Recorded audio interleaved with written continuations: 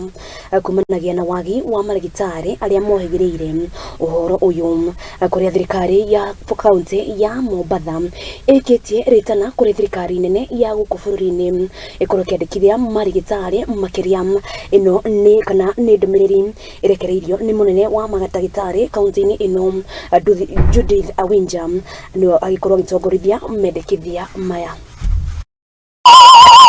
Some cases where mothers wanakuja kwa facility and they have complications due to being beaten by their husbands or being beaten by some men when she is expectant. Na hii si jambo mzuri hata kidogo.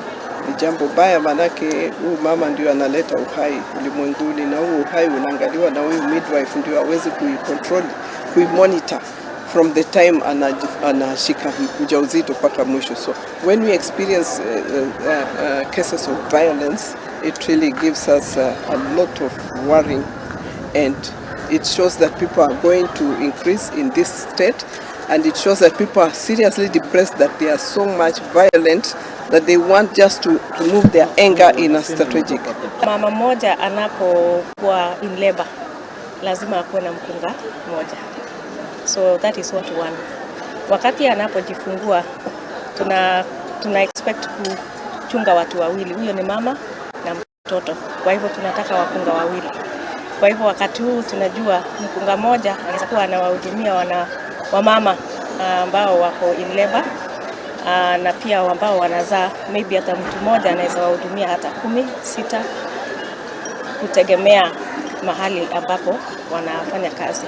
Kwa hiyo inaleta changamoto sana, kwa sababu huyu mama labda hawezi pata huduma njema kwa sababu anahitajika kuwa na mtu mwenye anaweza kumchunga continuously. Takwimu ambao inaonekana hapa nchini ni kuwa kama ni 362 women who die out of 100,000 live births wale wanazaliwa.